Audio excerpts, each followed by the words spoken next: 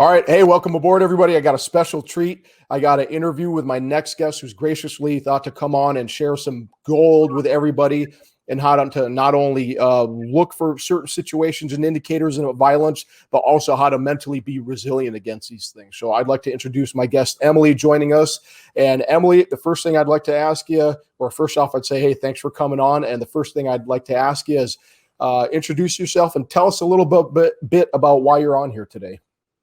Hey, Yousef. So I'm here today because I want to make sure that everyone who's tuning in can also educate those that may not be familiar with what to look for when it comes to human trafficking. About myself, just a little bit. I'm 31, and the incident that I had gone through was when I was 17, so I just shy of being an adult. But going back even further, from the very beginning, what had actually happened is that I came up from a slightly broken family where my mother wasn't entirely the motherly type. And so I was kind of deprived of any love and affection, anything that I suppose would be a normal interaction between mother and daughter. Mm-hmm. And so that was kind of the first red flag. Along those lines, I was not exactly educated in the sense of what to do and what to look out for when it comes to people who are attracted to you, whether it's females or males. And the other thing is that I didn't have any concept of a social structure. So with that, I didn't have any self-respect because, give or take, my mother didn't quite teach me what that was. And then along with having no support structure, no idea what friendship or caring is, that put me in a very vulnerable position in my adolescent life, where I met all the wrong types of people. And so that kind of pushed me into the direction of a negative environment. Wow. So that's a heck of a story, Emily. I want to laser focus in on something you said. And you talked about your mother and your relationship with her and how there was a lack of knowledge of basic, societal norms. I guess you could say, I don't know, it's probably a little complicated. For my parents out there, what would you tell them to establish those as a child? What would you, looking back now, what should have you heard before the incident? Before the incident, I would say developing a relationship with your child. Just making sure that they know that they're loved and they're cared for and that you'll always be there for them no matter what. And then reaffirming that with not just words, but also actions. And I'm not talking about, hey, hug your child every night before they go to bed. I'm saying, be there for them when you notice that they're having a bad day or if they need help with something, because every little thing that you do and that you say will affect their life. For instance, I was actually raped at 14 to begin with, and this is not about the incident. Then I had mentioned that was when I was 17. When I was 14, I had met a boy who was at a school event. He didn't go to my school, but he was the first person who showed any interest in me. And so immediately, because I was deprived of any care, him showing interest was, hey, I'm going to vent to this person. I'm going to reach out to this person because he's the only person that cares about me, or so it seems. It's like a vacuum. You went for the first indicator you could get to. Yeah, absolutely. I mean, anybody who's vulnerable will always reach out to something that they see is a positive figure in their life. And so because this person was showing interest and I decided to not only listen to anything that he had to say, but just believe him, I went on a walk with him. We were supposed to go watch a movie at a local movie theater, and that didn't happen because they were closed. So he led me to a park, and my dumb idea was, oh, it's romantic because it's a late night walk. There's a beautiful moon. And that wasn't the case whatsoever at all. So that's how I lost my virginity. And after it's so sad. I'm sorry about that, Emily. Immediately after that, I apologize if I'm cutting you off. No. Immediately after that, my mother was the first person that I went to because that's kind of the natural instinct, at least I assume so. And the only thing that she told me was, don't tell your father, don't call the police, don't tell anybody. Because in her mind, coming from the traditional background that she had, she's an immigrant, so different culture clash. In her mind, if a girl were to be raped or to be sexually active prior to marriage, that means that there's something wrong with her. She should be ashamed of herself. This, just complete on the female, as though she's asking for it, which is something that you probably also hear more commonly in the United States as well.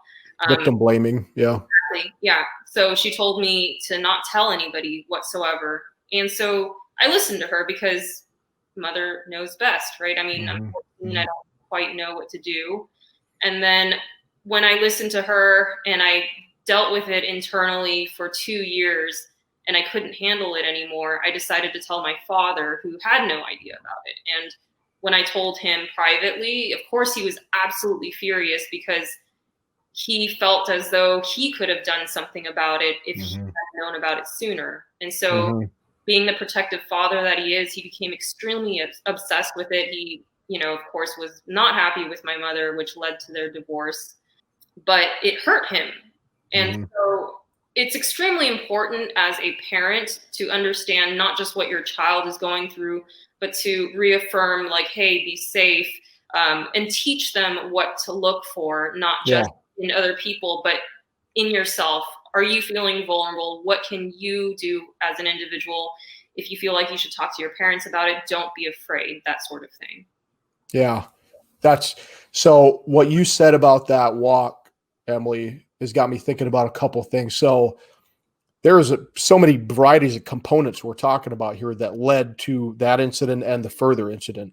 And like I'm thinking of as there's a cultural component, there's a societal component, there's a lack of knowledge and indicators component. So we can attack that with our kids. But also to me, it feels like, that violent incident when you're 14 years old, that had already started, years ago, that incident came to fruition right there. But with your mentality and what you brought up, it appears to me like it was a long, like conditioning almost, So, yeah, absolutely.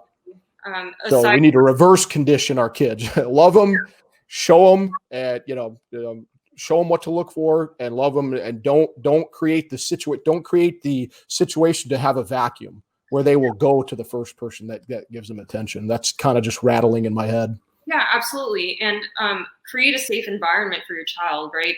Reaffirm the I love you no matter what happens. And then making sure that if they're going through something that you guys have an open channel to talk, maybe it's not right away, but at least giving them that option, like, hey, I'm still here if you want to talk about it. Because as a teenager, we've all been through this. We are striving to figure out who we are, and we require more of privacy, where, my parents were fairly overbearing, where I had no privacy, therefore not creating a safe environment within my own home, and then trying to seek that elsewhere. Well, I didn't feel safe at school because not only was I constantly bullied and I didn't really have any friends, I constantly seek a positive environment. So if it's not at school, if it's not at home, it's going to be somewhere. Somebody who's a predator who knows what to look for, which they do. Absolutely. They see me as a vulnerable individual who's impressionable, looking for love, who that person knows I don't have a good connection with my family and I don't have any friends. I mean, like, we're set up for failure there. Yeah, it was a swoop there. Yeah, exactly. Predatory, and it's literally hunting practices for them. Yeah. And I mean, these guys will take their time. It's not that movie scene where, it's in a foreign country where they just grab you and take you to like the nearest like slave auction. It's not that whatsoever. These things are happening in our backyards with people that you may know, people who are supposedly normal, who are great people, but they're not great people. And it's happening here. Yeah, there's huge similarities between what you're talking about, Emily, and ISIS recruiting using the Twitter platform. It's crazy how deep these guys go. And you hear these stories of, some American person, getting a plane ticket and going to Syria and marrying a fighter. You hear about that. You're like, that's nuts. Yeah. When those recruiting processes, and they take months on Twitter, when they start, no one's talking about terrorism. No one's talking about blowing anything up. It's It's show them a video and going, hey, that's kind of messed up, huh? Yeah, it's kind of messed up. That's a little weird. And then you work them, and then you isolate them. You start disconnecting them from friends and family. You start propaganda, and you're spinning them up till you drive down and buy a ticket and fly out to Syria. Yeah. And what you're talking about, exactly same thing. No one's talking about rape or violence. It's the charming guy with white teeth and gray hair, you know, that 3 months later you stand up and go, oh God, what happened, you know? Yeah, exactly. Because us as social creatures, we want to feel as though we belong. Yep. And if you don't belong, you don't care where you're going to look. Yep. The first person who reaches out to you, who makes you feel safe, who makes you feel like you're worth something, that's dangerous. Yeah. And those are what you just said, Emily. Those are the indicators for those predators. They are actively hunting for people with the characteristics you're describing. That's the one. When in the criminal sector, I like to think of criminals more like everyone thinks of them as, you know, panthers or tigers, some strong, scary beast or a wolf. I like to think of them as hyena. Okay? Yeah. All you got to do is stand up, lock eyes with them. They don't want to fight someone who's stronger or could even look like they could possibly cause a problem. They'll shy off. So that's why I like to call them hyena. Yeah, absolutely. And what you said is absolutely great, because they want easy pickings. They're not looking for somebody who's willing to fight. And that's another thing that parents should teach their children, is that if you find yourself in a situation, don't just back off. Unless you can escape, absolutely run away. Mm-hmm. But that's not the case in human trafficking. What's going on is that they're being extremely charming, and people are falling for it. Kids are falling for it because not only are they vulnerable individuals, but because they want to feel accepted. Yeah. And so these traffickers, these predators, they're looking for people who want to trust someone else. And so they'll go into your mind. They will figure out what you need, give it to you, keep feeding it to you until you feel like you can trust this individual, and then next thing you know, you're in the pit. Yeah, they're so sweet they'll rot your teeth out. You know. So, do you have any indicators that specifically, Emily, where someone is charming but they're running is there anything you picked up on, or that maybe after a certain period of time you saw and you're like, wait a minute? That's not, I mean, he's smiling or everything seems okay, but that's not good. Anything like that? So it's really hard, because I've been thinking about this a lot. Pre-indicators, other than being charming and sweet and nice and everything that you hope them to be, I think the best way I can put it is, if it's too good to be true, it probably is. Yeah. Right. And unfortunately, a lot of people who hear that are going to think, oh man, like I've dated a couple people who are great people who are exactly who they said they were. And if that's the case, that's awesome. But you have to be careful, right? Like loyalty and trust comes with consistency. And for me, when we're going to the trafficking incident specifically, it was more a long-term grooming, as grooming familiar in here. It goes back to classical conditioning. It's literally classical psychological conditioning. It is. It's the, hey, I want to be your friend. What are your interests? They figure it out. What are your weaknesses? You tell them, because there's somebody you think you can trust. And the more you give, the more information that you provide them, they're going to be using that against you, because in their mind, they're thinking, okay, how much deeper can I get this person to trust me? Right. Until the point where they lock you in. Yep. No one, what you said earlier, Emily, we're social creatures. We, on the face of it, when we want to be social and interact with people in good ways. If you haven't been around the world, or you don't have a lot of observations in your life, people aren't prepared when someone uses these social tools we have as weapons, And I asked you that question, and this was from a really great book, Gavin de Becker, The Gift of Fear. This is one of the indicators from a predator, is the unwillingness to take no for an answer. So you're at a bar, you're at a situation, and how this will come off, it will be charming. That guy will look great. Hair looks great. Teeth, everything's going great. And then you might say, okay, we're calling it a night. And he might, hey, let me walk you home. No, I'm good. No. I insist. Let me hold the door open. I insist. Okay. What they're doing is probing you. They're seeing, they're going to get you uncomfortable. When someone says, hey, I got to get going, and someone goes, no, you don't. Sit down. Just sit down. people who aren't prepared for that kind of get shocked, like, oh no. And they think maybe it's nice or it's cute, but they're probing you. They're seeing what they can get to you today. And if you keep saying yes, yes, yes, they're like hook, line, and sinker. Gotcha. So I mean, look for that one. Yeah, they're testing your limits just as you're explaining. And the thing is, don't be afraid to say no. And the fault with me is that because I wasn't educated on how to say no, and this is also a very cultural thing, it's that, ego is huge in my culture where you have to put on a good face and you have to be good, right? If you say no, then why are you being a difficult person? And I'm not quite sure about the male aspect in my culture, but for females, you have to abide. And it's just politeness. If you say no, they're going to think what's wrong with you. When really there's nothing wrong with that. It's called I respect myself. And that's something that everyone should be practicing. 1000%. If you're preaching to the choir here, Emily, if I could get half the people to do what you just said, and especially in Western culture, you keep saying your culture, Western culture, what do we teach women from a very young age? Be polite. Don't speak up. Don't get loud. Don't be a bitch. We teach them this stuff from a very young age. So what do you think people are going to default to when they don't have, that's their entire background. You've taught them their whole life and they deal with a situation where no, you need to turn around, puff your chest out and get real loud. I don't care what size you wear. You get real loud and go, can I help you? Is there a problem? And watch them turn tail and probably run, And like what you were using as an example earlier about someone, insisting to, hey, why don't you stay a little bit longer or whatever the situation is. If they're constantly insisting and you feel uncomfortable, that's your intuition telling you, like, you got to get out there and you should listen.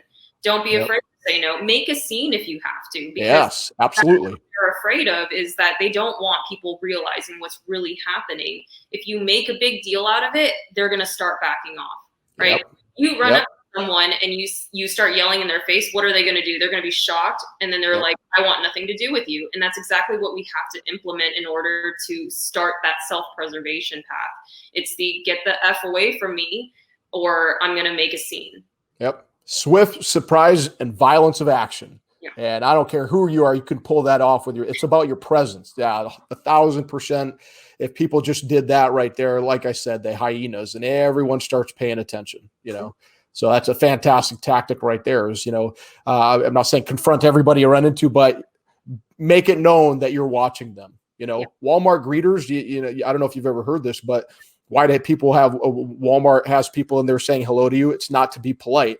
It's proven fact.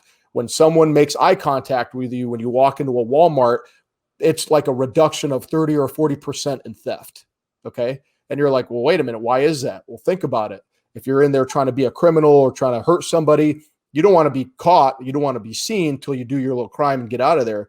So when you walk into a Walmart, they're saying, hello, hi, nice to meet you, Emily. What they're really telling you is, I see you. I'm looking right at you. I've seen your face. I've seen your eyes. And so that's the same concept extrapolated. That's great. So Emily, let's move into the incident. I'm going to let you attack that however you want to. Start wherever you need to. Okay. It's going to be a little bit difficult, so bear with me. No worries. So this is my first time actually talking about it, so I'm going to be kind of emotional. I was just getting out of high school. I graduated, and that was my opportunity to move away to college, as it were. And this person that I had met, he was extremely charming, completely different people from when I was 14, by the way. This is another individual who's a complete stranger and who also showed interest in me and took his time getting to know me and was extremely supportive, everything that I wanted to look for in not just a friend, but maybe a potential partner. And what happened is after I graduated, he started talking to me about, hey, why don't we move in together?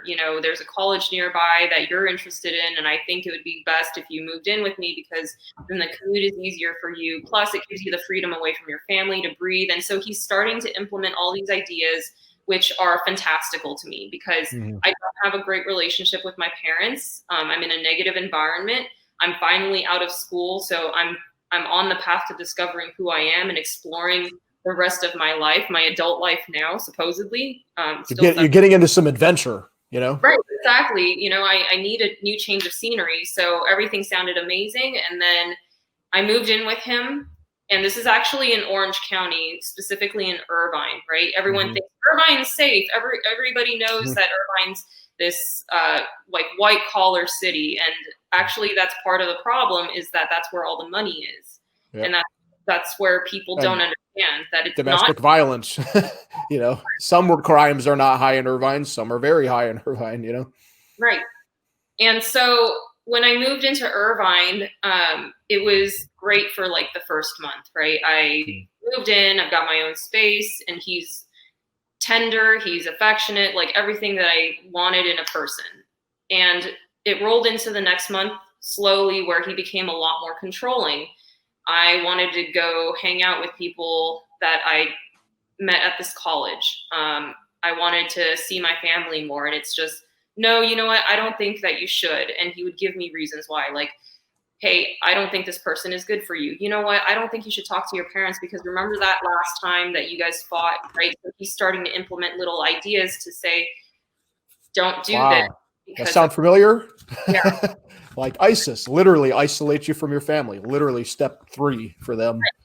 And so when you start trusting this person and nothing has happened previously, there's no consequence to any of your interactions prior, I'm going to continue to listen to this person.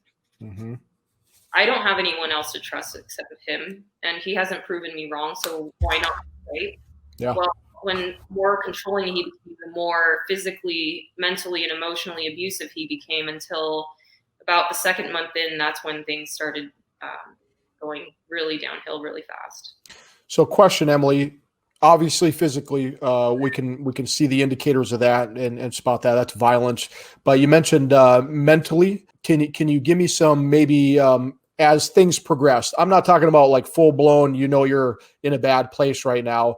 Do you remember any kind of pings that you're like, caused you pause, or any type of techniques? You mentioned one, like, oh, you don't need to hang out with your friends. Any one of the other ones like that? Definitely the you aren't worth something without me. And it's not very obvious to begin with, because I'm taking notes, so if I'm looking down. Absolutely. And so where the relationship was is, hey, you're here because of me. Hey, I got you out of your house just like you wanted. I got you in a location that you can access the school easily to, et cetera, et cetera.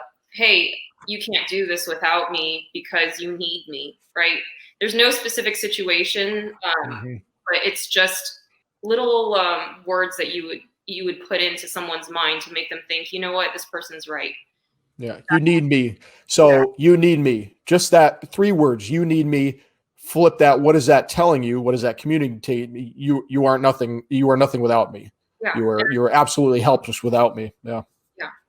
I mean, very easily we shared rent, right? You can't do this without me. You can't be here without me. You need someone to help share the rent. So very simply that. So you said, so these would be pretty simple things, huh? These aren't high level things. These are kind of little, nothing that would cause that many blips, like going to the store, things like that, huh? No, it's basic interaction. If we're thinking about it, it's very basic interaction where people just try to figure out what makes you tick. Yeah. Wow. Okay. Go ahead. Sorry. It's okay. And so once he became extremely controlling, the last thing that made me realize I was in hell at this point was that he threatened my family, that he threatened to kill them if I didn't listen to what he had to say. If I didn't listen to what he wanted me to do, then he would kill my family, not just him, but anybody else that was involved. Wow. Yeah. Wow.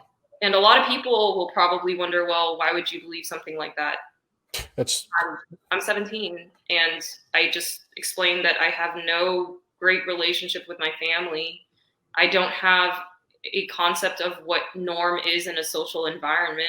I don't know whether or not I should believe this person when he says he's going to kill my family. Like, I don't know how other people would react to that, but I believed him.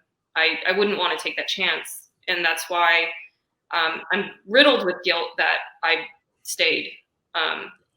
A lot of people will say, well, you were forced into that situation. And yeah, in some aspect it was true. But I believed him to the point where I thought that if I didn't, then I would be the reason for my family's death. Okay, so yeah. Do you think that was a defense mechanism for you? That you said, you know what, I believe him, so I'm going to stand here and I'm going to protect my family. I'm going to deal with this hell so I can protect him. Did that help you get through it? I wouldn't say it helped me get through it, but it was definitely the main reason for me to be there. Mm-hmm. That, like, everything that they had ever done to me, that was the only reason that I could imagine staying for. Mm-hmm.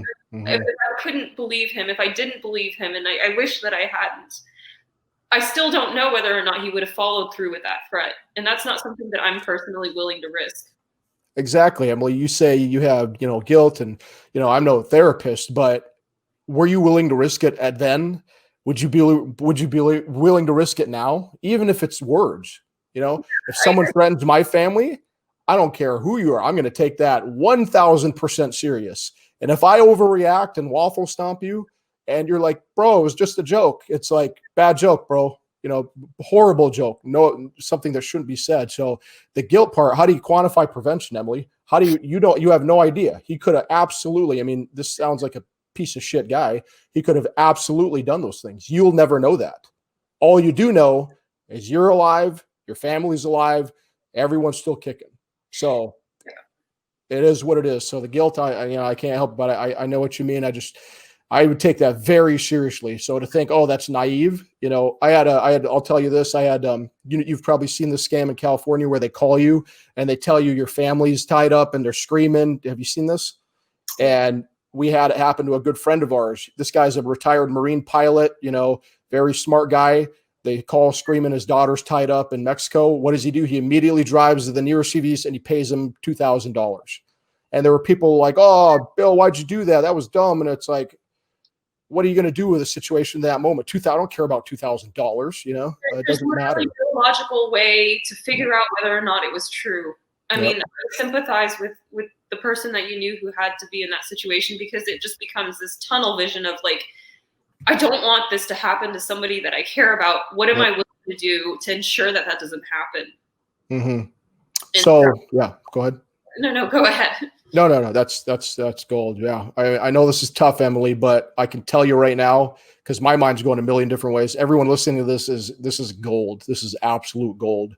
This is going to keep somebody out of a situation. Just the stuff we talked about the control, the certain verbiage, that is fantastic. That's going to help somebody one day. Okay. So we get to the point where maybe you're in full awareness now, your realization. What do you do? How do you get out of this situation? How do you start this? How do you extract yourself from this? Honestly, if anybody were put in my situation in the exact same way, do everything you can to get out, whether it's biting, scratching, fighting this person off if you're able to, and running away, and just get the hell out. I don't care what it takes. Just get the hell out, because I was held there for 6 months, and take your time, Emily. These people, they're not people. They love torturing you. They love hurting you. They want you to feel like you're nothing without them. Mm-hmm. And I don't know how long it took for me, but at some point I tried to kill myself. I tried so hard because I just wanted to get out. Mm-hmm. And they took that chance away from me. And I can't put it into words, but when someone takes the opportunity, the one last chance that you had to get away, you have nothing left. When they take that from you, like, that's not my life anymore. I don't own this anymore. I don't have any other options. Yeah. So wait. I'm sorry. No. Go ahead. This is you, Emily. Get it out. This is.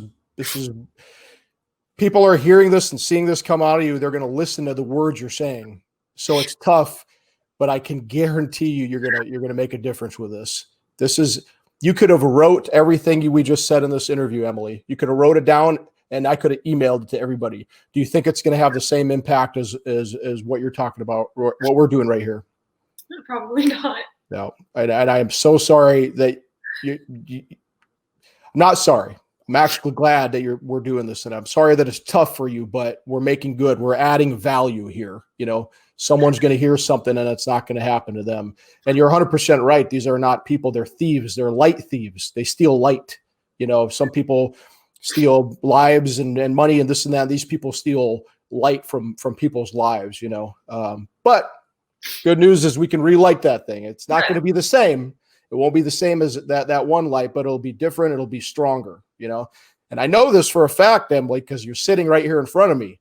So you got out somehow. You pulled yourself out of the pit somehow. Someone pulled you out of the pit. Something happened.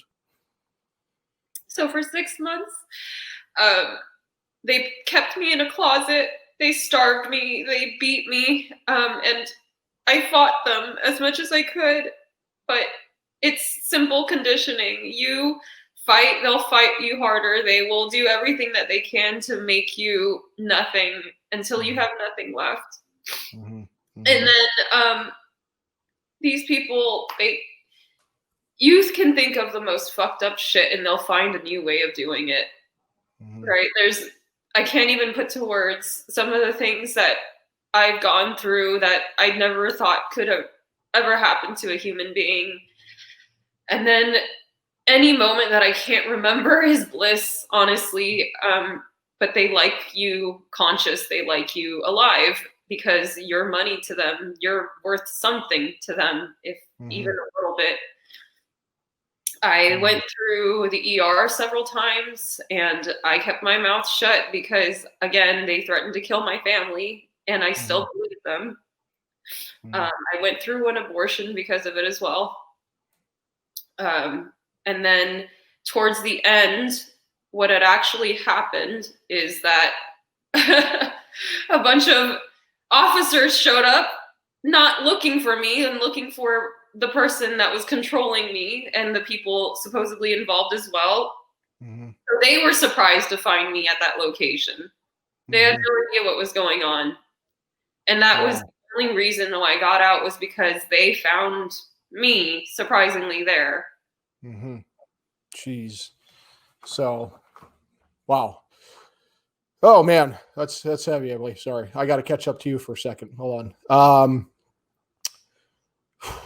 I'll just hand this over to you, Emily. Just go where you want to with that one.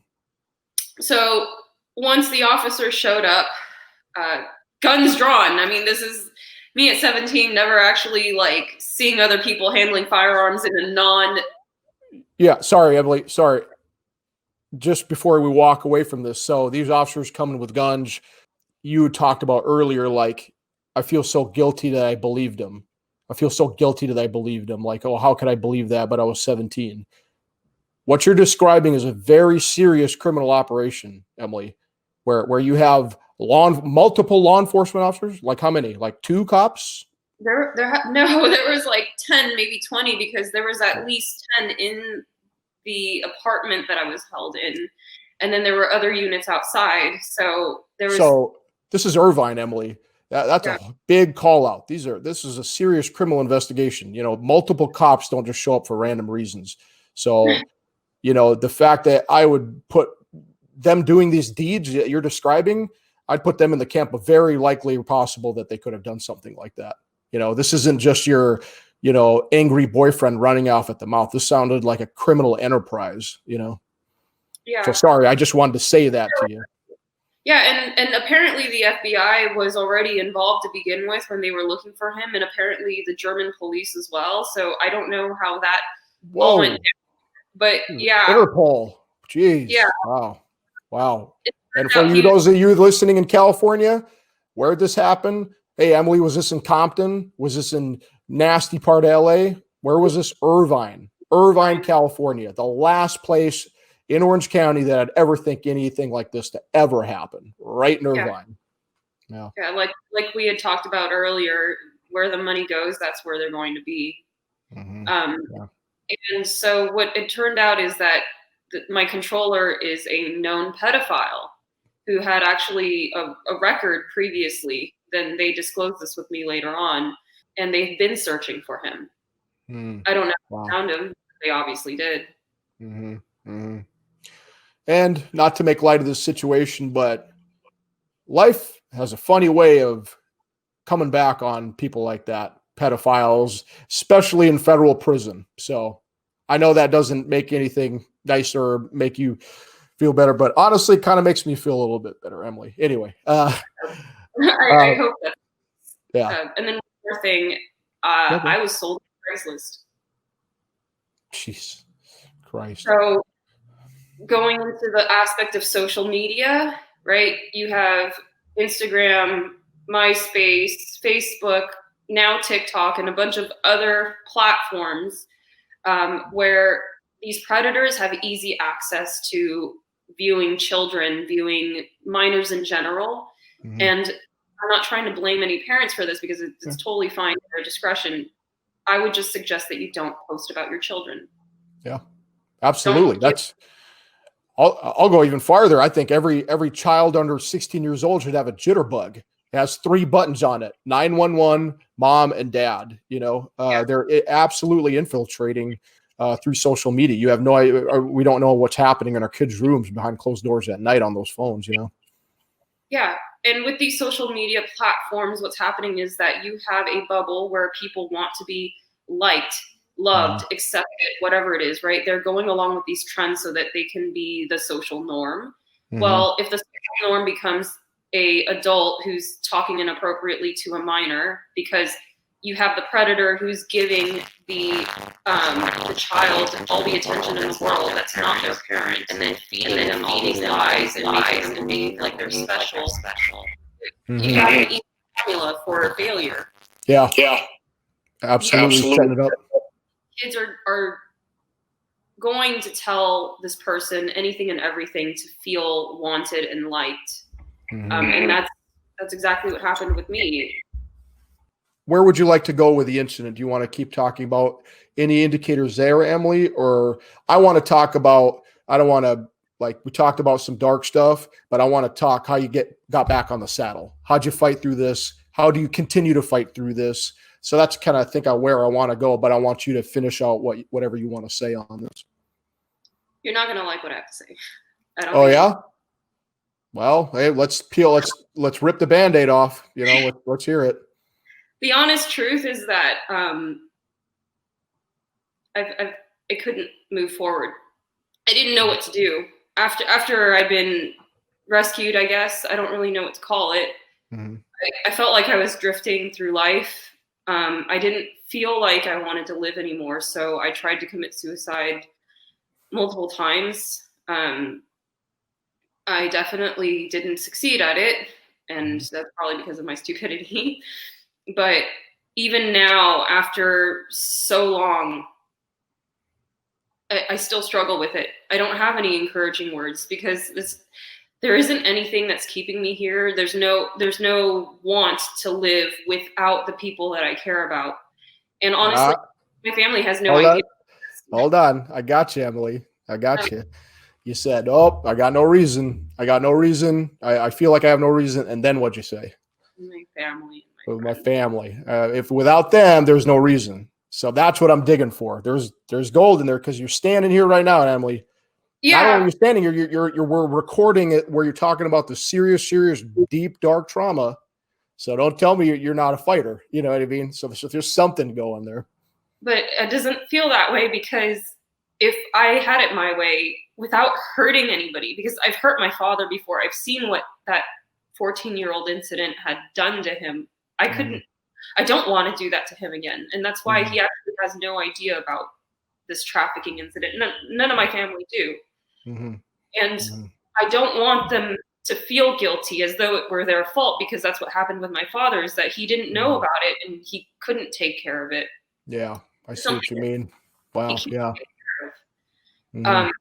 And so I've kept it to myself And I've struggled a lot. And I'm sure that a lot of people who've been in my position feel the same way, where it's not something that, hey, I'm free now, I can live the rest of my life however I want, because it still stays with you. Like when I had tried to kill myself while I was being held hostage, I left everything there. That was my heaviest form of identity, is that moment.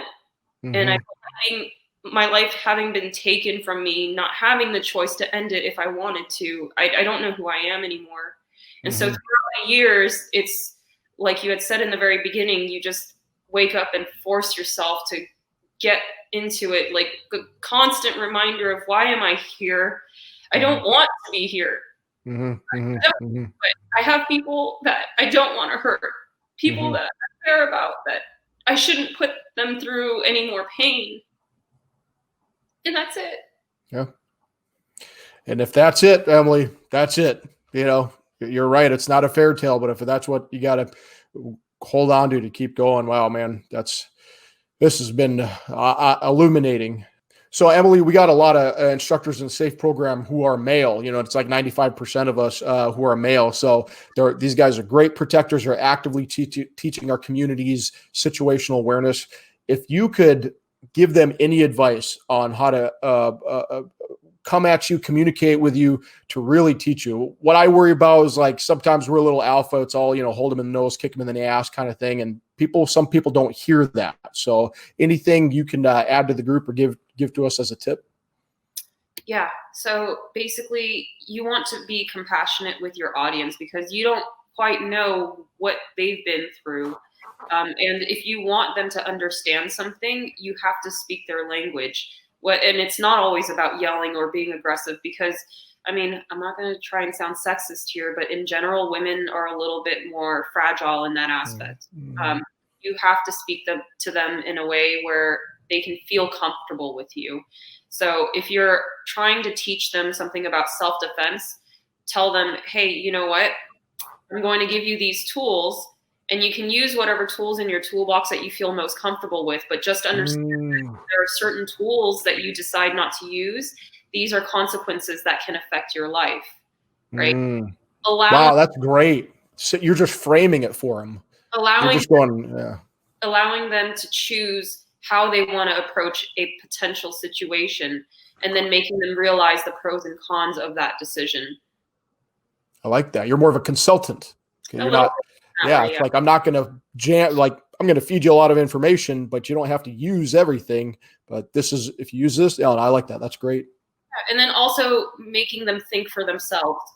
A lot of times people are more apt to just listening and doing, but that doesn't quite apply in a situation where they don't have someone telling them what to do. Yeah. It's the constant, you should ask questions. Yes. Why do you do it this way? Why do you do it that way? Right. Yeah. And then they process that information and they put themselves in a potential situation and they use those tools that they choose. Then they'll begin to understand, okay, maybe this works best for me because X, Y, and Z, or et cetera, et cetera. Yeah. That's great, man. That's we're going to use that. I'm already thinking of different ways we can cut that up. Emily, it's been fantastic. We've talked about a lot of stuff and a lot of heavy stuff. And I really thank you for sharing your pain with us, Emily. That was a lot of pain, and obviously you're still going through it. But you're a fighter, Emily. You got a lot of fight left, and you're standing here on a public, online forum talking about this stuff. You got all sorts of fire. There was something taken from you. You're never going to get that back. Preaching to the choir here. But for me, after my deployments, not that what you and me went through are the same thing at all, but how I look at it is like, if I've been writing this book, I've wrote 30 chapters of this book, 37 chapters of this book. And every one of those chapters has been a crap chapter. I'm just eating a shit sandwich in every one of these chapters I keep writing. I try to remember and wake up in the morning and go, all right, what do I got now? Yeah, I still got 37 crappy chapters, but I opened the book today and guess what I got? Blank page. Okay, I get to write today whatever I want to. All that old stuff, that's not going anywhere. It is what it is. But I get to write a new page today and tomorrow and the next day. It's all up to what I want to do. So that is really rung true with everything you shared with us. So thank you so much, Emily. I'm sure that wasn't easy.